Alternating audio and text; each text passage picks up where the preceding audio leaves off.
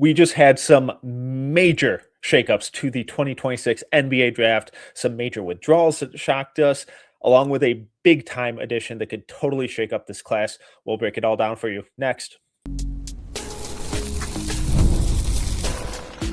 You are Locked On NBA Draft with no ceilings. Your daily podcast on the future stars of the NBA. Part of the Locked On Podcast Network. Your team every day. I'm Tyler Metcalf. Welcome to Locked On NBA Draft with No Ceilings, part of the Locked On Podcast Network, now the #1 sports podcast network. Joining me as always is my co-host, Tyler Rucker. And Rucker, we got a jam-packed show. We're in that season, that time of the year where guys are withdrawing from the NBA draft. Most are declaring that we expect. We've got a couple major surprises in Pat Ngongba returning to Duke, Thomas Haugh returning to Florida. But we got to start out with maybe the biggest surprise of all of them. And it's not a withdrawal. It's an addition. Someone who's jumping into the 2026 NBA draft, the Italian giant center, Luigi Suigo. Luigi, baby. Yeah, Metcalf. The exciting time of the year because we're going to get a lot of surprises. We do with every draft cycle. But Luigi throwing his name into the mix is a name that fans should get very familiar with quickly. This has been kind of a name that's been buzzing in the scouting world. And I think many were expecting this could be a guy that's going to be coming stateside to play in college basketball. But this is also a class for someone like Luigi could really make some noise, and he's skilled enough to do it. So it's a fun name. Yeah. So Suigo, for those who aren't aware, because honestly, why would you be? Luigi Suigo is a 7'4", 19-year-old Italian center currently playing for Mega. Raw numbers aren't all that overwhelming. 8.1 points, 5.3 rebounds, 1 block in 19 minutes in the Adriatic League. The synergy numbers are all kind of underwhelming too. So at first glance, you're like, what's the appeal here? He's big. Yeah, he's big. He moves decently well, but what's the appeal? And then you really dive into the film, and we're not going to do a major deep dive breakdown here. We'll do that in the future. This is more of an introduction, dipping your toe in the water, but you see some of the movement skills, you see some of the rim protection, some of the scoring touch from inside and outside. And it's like, oh, there's real intrigue here. And this guy could really be one of the big time risers when you pair those ball skills with the physical tools at that size. Extremely skilled. This is one of those where if you look at the numbers, you're going to miss an entirely different story, because when you turn on the tape, you're like, oh man, this one could really be something intriguing. And this is also like the type of international prospect that, it's very rare to see international prospects, Metcalf, for everyone listening, like where you're just like, oh my gosh, the numbers are incredible. Because like those guys usually aren't a well-known. They're trying, teams in the States or the draft are trying to get those guys over before they blow up. So Luigi's a legit real one. This is one that throughout the draft cycle is kind of like the scouting world. You're buzzing because you're like, oh man, he can play. This looks like a really fun name to keep an eye on. And you're like, well, if he's in this class, he's probably going to be a name that would really have the opportunity to skyrocket up some boards. But I think the assumption, and this happens all the time, is like, I think the assumption was, well, he'll probably be now with college basketball, and he'll probably come over. He'll probably try to play in the States. Let's see. So I think this is interesting because this is the same kind of path we saw last year with Neo Abdelis, who played in Greece, came over, threw his name in, came over, kind of had the combine experience, and I think used that as almost like an opportunity to kind of showcase himself and maybe create a little bit more buzz too with the college route potentially. So I think it's a great idea for Luigi. I think though that this one is like, hey, keep a very close eye on this one throughout the combine, because if he has a big couple days to start out, oh man, we're going to get interesting in a hurry, because he's very talented, very skilled for that size and still young. He'd be a name to really keep a close eye on. Yeah, and you kind of hinted at, I think the real important part of this declaration for the draft, obviously part of it is to pretty much automatically get invited to the combine, which I'd be floored if he isn't. And, he can use that as a way to network and audition and interview basically for college teams while he's over stateside. But when we look at this big class, we like the depth in it, but like the big names at the top for centers, they're not really there. Like once you get past Adai, Jaden Quaintance, Morez Johnson, there's kind of a fall off. Like we like a lot of these, or at least I'll speak for myself, and I don't want to put words in your mouth. I like a lot of these guys in like towards the end of the lottery and on, but we don't typically, there isn't for me that no brainer, like top 8 pick lock that we typically see from a lot of these draft classes. When we get draft classes with guys this big, this skilled, we always see these jumbo centers just steadily climb up. We saw it with Kaman Malawach. We saw it with Donovan Clingan. We saw it with Zach Edey. We saw it with Hansen Yang, where, these guys just kind of keep climbing up boards, even though games aren't going on. And this year, Mo Krivas could be that guy. Adai could very easily be that guy. But there are a lot of really interesting upperclassmen centers towards the back end of the first, mid first. But at the very top, they're outside of those couple names, there isn't that standout, oh my God, this is a top 10 kind of center. And I'm not saying Suigo is for sure that today, but he could be. And he could really start to climb into being more of a very serious 2026 guy rather than, oh, let me audition for college teams, because we heard a lot of rumors that the buzz was that he was linked pretty heavily to Illinois. And with both Ivisic brothers returning, how much does that change things? Does that make him put 2 feet into the draft pool? Or is he now looking at this as, oh, no, I need to connect with so many different colleges? So I just think it's a really, really fascinating situation.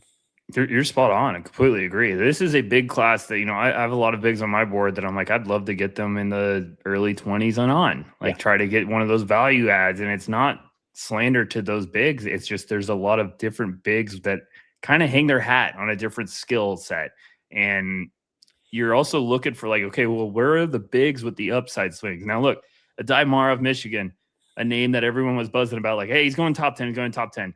We always see that after a little bit of a tourney run, national championship. So it's like, yeah, okay, now let's wait and see what happens when things cool down a little bit. Now you're starting to see a little bit of like maybe late lottery, maybe right. You've seen some mocks even thrown around there where it's like he's getting into the early teens. I still think he could go anywhere in that point. But Jaden Quaintance, we have a lot of uncertainty that needs to get answered at the combine with the health.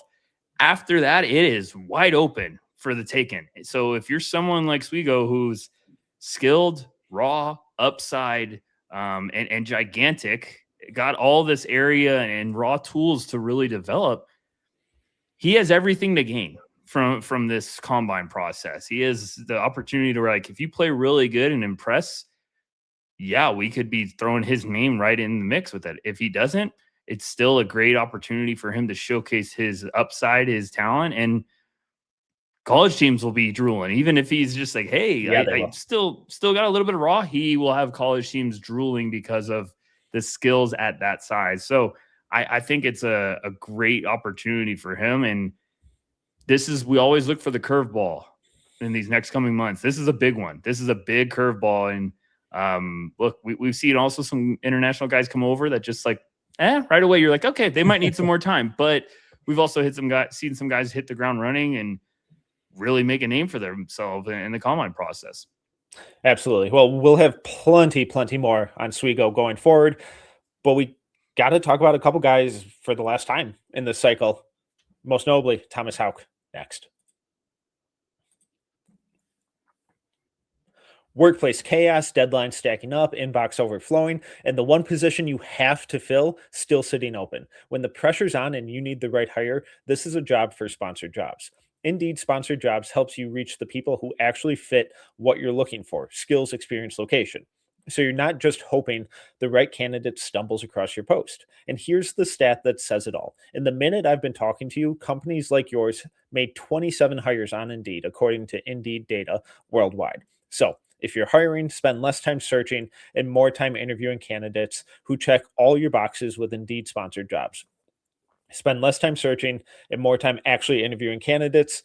Less stress, less time, more results. When you need the right person to cut through the chaos, this is a job for Indeed sponsored jobs. And listeners of the show will get a $75 sponsored job credit to help Get your job the premium status it deserves at Indeed.com/podcast. Just go to Indeed.com/podcast right now and support our show by saying you heard about Indeed on this podcast. Indeed.com/podcast. Terms and conditions apply. Need to hire? This is a job for Indeed sponsored jobs.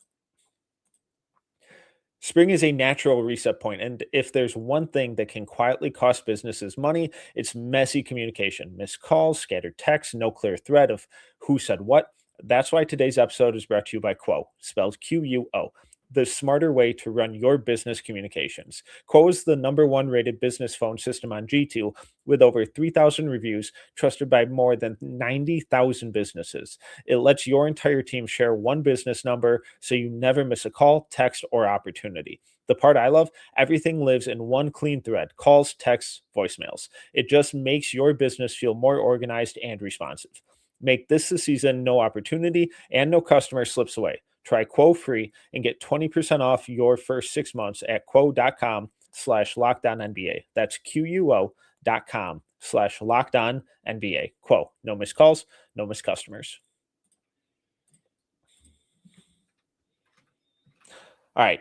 One of the big surprises with the withdrawal deadline looming, or at least the declaration deadline looming, we're used to seeing freshmen and even some sophomores withdraw, but when we get juniors, especially older juniors like Thomas Haugh withdrawing, it is a shock. So Thomas Haugh, small forward at Florida for the past 2 years, I would have taken him in the first round in the 2025 draft. I would have taken him in the first round in the 2026 draft. Instead, he is choosing to return to the Florida Gators next year, along with Alex Gondon, for what it's worth, and seemingly along with his coach, Todd Golden. So thoughts on this decision from Haugh? Thought it was a fake tweet for a while. It was just one of those where you're like, man, like, wow. And you kind of just sat back and you're like, all right. And look, it's, money talks. I'm not reporting anything like that, but obviously it must have been a nice offer to get Haugh to come back. And a player like this for a team that looked like they were maybe going to make a chance to really get to that national championship, they get upset by Iowa. I get it. If you're Haugh, you're like, hey, I'm going to get to the NBA one day. But I want to go compete to try to win a national championship again. And it's always hard too for those guys when you start seeing your teammates are going back. You're like, wow, I get to play one more year with them. And, Ruben Chinyelu is going to test the waters. Obviously, if they get him back too, that's an exciting team. But Haugh just seems like, for me, Metcalf, one of those guys of like, okay, you kind of probably did as much as you possibly could. And it gets so much harder to make, you can make a huge leap going from a freshman to a sophomore in terms of your draft stock. LeBaron Feinlein's probably going to be a great example. Jaden Ivey in the past, just off the top of my head, some quick ones, but like the each year after that, it gets really tough. Yeah. So the sophomore to junior, pretty tough. Junior to senior, very tough, just in terms of like really raising your stock. Now, I've been trying to figure out like, well, what's the angle with Haugh? And I guess he's probably thinking like, hey, even if I go back another year, I'm probably going to be still projected in this same range, which I would maybe understand. But it just seemed like this was a guy that I was like, man, you have it kind of all lined up with we and you have talked plenty of times about like the depth at that wing position. Haugh looked like he could really take advantage of kind of like after it falls off, you're going to have a lot of teams that are intrigued with what you bring to the table. So I get it because, hey, go try to win a national championship. But I was also like, wow, that one really surprised me. And talking to NBA teams, it's the same exact verdict. Like everyone's just like, don't get it, but wow. Like, okay.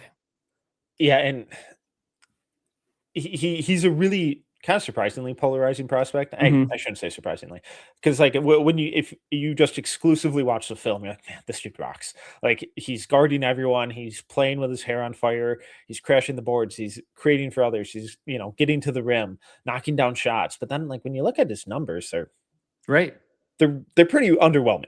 So for someone who was it that he was going to be 23 as a rookie, despite being a junior?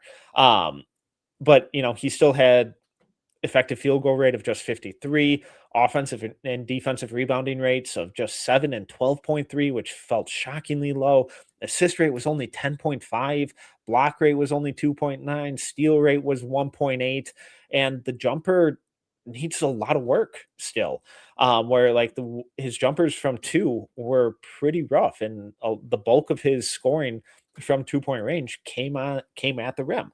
Now he's never going to be a mid-range pull-up guy. Like, that's just not what his game is. That's not what his role is ever going to be asked of. But it's a little concerning, especially when the 3-point percentage was still only 32.6%. So, like, if you're only looking at the numbers, it's like, well, yeah, obviously this guy went back to school. But then when you watch the film, it's like, what are you talking about? This guy went back to school. This is one of the most fun and impactful wings in the country, because he did. He consistently produced winning basketball, really impressive numbers that reflected that in terms of like really high BPM, verging on 10. But I was shocked, and it must have just been the feedback that he was getting was not in an area that made sense to him personally. I'm guessing the NIL check, and not reporting anything, but you would have to imagine everything we heard last year was that it was a healthy one. I would imagine that it's along those same lines again this year. And yet I still walk away like, wow, what a decision. But even just like looking back a couple of years ago, like a lot of the guys that I tend to compare him to are guys like Hami Hakas and Tumani Kamara. It's like, okay, well, we thought those guys were going to come out after after their sophomore, maybe after their junior years, and nope, they went back to complete their full eligibility. And it looks like Haugh could be really similarly down that same path. Yeah, Hawkins is a great example. I think that's a perfect like kind of case study. You probably looked at him and he's like, well, he still went in the first round. He still kind of went in that range that Haugh's probably projected right now. And you're spot on. Like, you look at the numbers, they're very underwhelming compared to like when you watch his tape, you're like, there's a lot of really good stuff that is really desired by NBA teams. And I think that's every single year, you know this, our whole No Ceilings team knows this. There is always a laundry list of prospects that are viewed completely different in NBA circles than the public is. That's just always how it is. Haugh was probably at the top of the list this year, where NBA teams really liked Haugh. They really like him because it is a player you don't find often, where it's hustle player, does the little things, can get out and run in transition, good athleticism, plays with his hair on fire, and then the potential 3-and-D guy that gives you a little bit of like the tweener versatility. Because remember, a couple of years ago, he was playing more of like the 4. So I think then, you know, you talk to a lot of fans and draft sickos, they were kind of like, why is Haugh even projected that high? I don't get it. And it's like, because when you watch the film and you see how valuable that type of player is at the next level, teams aren't drafting him to be an all-star. Teams are drafting him because he's going to be an all-star in his role. So I think that's why NBA teams right now are still surprised, because they're just like, man, like, okay, but he just seemed like a guy that we were going to be like, hey, top 20. Haugh's going to come off the board in the top 20. And now, welcome to the new wave of the NIL. This is why guys are like, well, I'll just go back. And if I go 23rd next year instead, I at least picked up, an extra check. Absolutely. And he's one of these guys too, where I don't expect necessarily a lot of those numbers to change drastically. It was great to see the 3-point volume go up a lot this year. Now the percentage just needs to bump up at least into the mid-30s. But another guy who has a really good opportunity to drastically improve his draft stock next year, Pat Ngongba, returning to Duke. We'll get to that right after this. There's nothing like playoff basketball live. The intensity, the crowd, the rivalries, it's a completely different experience when you're in the building. The NBA playoffs are where unforgettable moments happen, and being there in person just hits different. Gametime makes it incredibly easy to find tickets, even for those hard-to-get playoff games, in just a few taps. And with the Gametime guarantee, you know you're getting 100% authentic tickets on time at the best price. Gametime makes it easy to find great seats in just a couple of minutes. Take the guesswork out of buying tickets with Gametime. Download the Gametime app, create an account, and use code LOCKEDON for $20 off your first purchase. Terms apply. Again, create an account and redeem code LOCKEDON LOCKEDON for $20 off. Download the Gametime app today.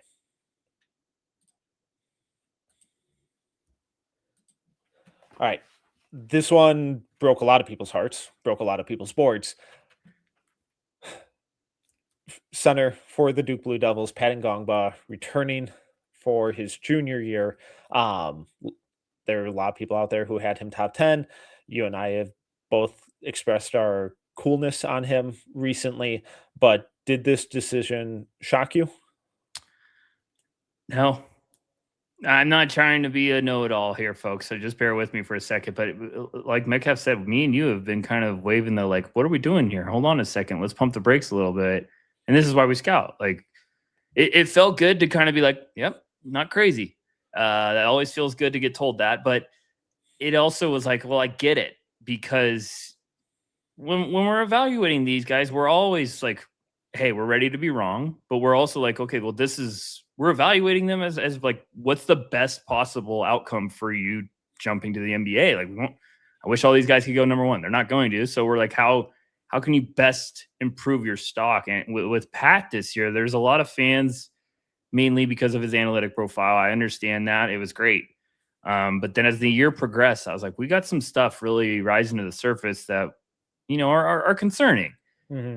This is also a big man with a history of injuries, especially lower body, which is always like, red flags and tornado siren for NBA teams. And then has the injury at the end of the year pop up where you're like, oh boy, like worst possible time probably for someone like Pat to get that injury. So I kind of sat after the year in Metcalf and I just kind of was like taking it all in. And I was like, why would you declare right now?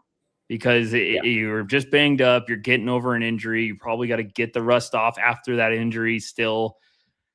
You just seem like you need to go back and be healthy and play. And then also you're watching the portal stuff.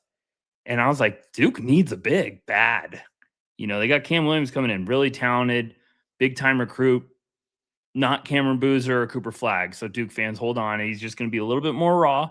So I was like, you need someone that could really help alongside. And I was like, Pat makes a lot of sense to come back and be kind of alongside Cam Williams. So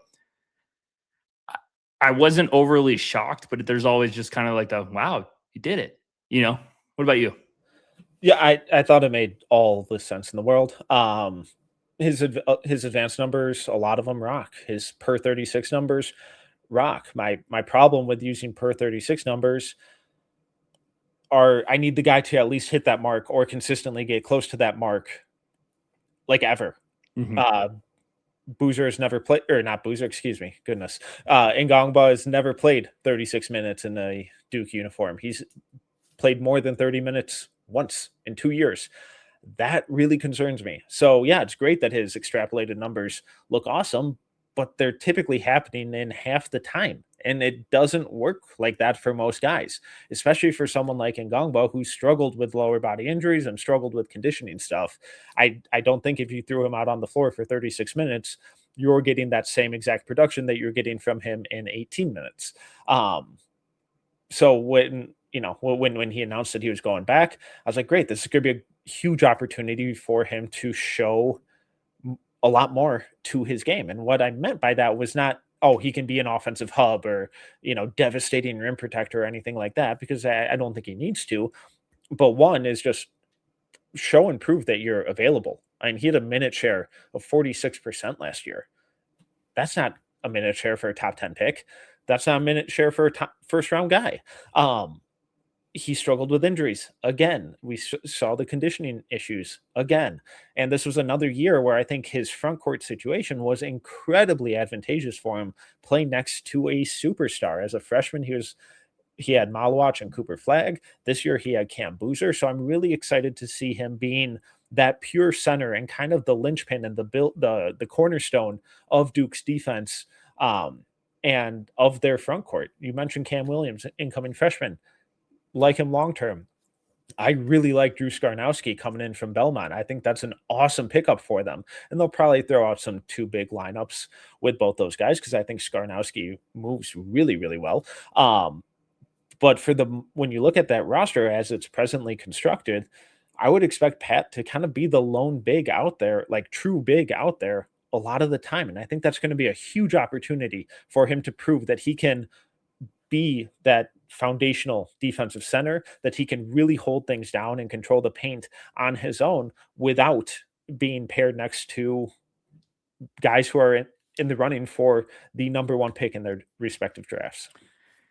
I completely agree. It just made too much sense when you evaluated Duke's situation. Now, obviously, if Duke got 2 big-time bigs in the portal, I would have been like, Pat's probably got to go. Yeah. Because I don't know if he's going to be heavily recruited as the injury situation. But, earlier we talked about like, hey, with Haugh going from, your junior to senior year or even sophomore to junior, you might not have the big leap. This one feels different because Pat just needs to prove he's healthy. He needs to be a green light, healthy, play a full year, get your conditioning underlined. Like, I understand there's some people who are intrigued. I was intrigued with him coming into the year. I was very, very excited. And then I was just like, man, it like just got a little concerned pretty quick. But like, look, you could tell me all the analytic numbers I want. Half of his games this year, he had 5 rebounds or less in a game. Like, if I'm drafting a big early, I want my big to be a beast on the board. Now, you could say, hey, you play alongside Cam Boozer, but I'm also like, if I'm a big man, I don't care who's playing with me. I'm going to go get the ball. I'm going to rebound and be a madman. So I just think Pat is so talented, but we got to get this cloud of the injury history out of it. And the only way he can do that, have an unbelievable offseason, come back in awesome shape, and realize that Duke is going to give you all the opportunity next year to really blossom and showcase. And if he can prove that and has a great offseason, he'll be a lottery guy. Even next year, even as a junior, he's too talented. There's too much upside, but we just got a lot of work to do. And I hope that's what maybe Duke's message was to him, was like, if you go crazy for an offseason and really get your conditioning and get healthy, you got a shot to really make some noise next year. But it's going to be on Pat now. Yeah, and that's the key. He's got to stay healthy throughout, and having multiple lower body injuries for a big, it's scary. It definitely, it scares us off. It definitely scares off NBA teams. So I'm praying that he can stay healthy, get in awesome shape, and come back next year and play the same way, but with a minute share of 65 to 70 without getting hurt or, missing major stretches of the season, staying in shape and being the productive, skilled big that he showed in plenty of flashes this year to warrant a lot of the love that he received. So I'm really excited for what next year looks like for him, for Thomas Haugh, for Luigi Suigo, wherever he ends up playing basketball. But we're going to leave it there. We'll be back next week. The rest of the feed will be popping throughout the rest of the week, obviously. But until then, he is Tyler Rucker. You can follow him at Tyler_Rucker. I am Tyler Metcalf. You can follow me at TMetcalf11. Thank you for listening to Locked On NBA Draft with no ceilings and making us your first listen every day.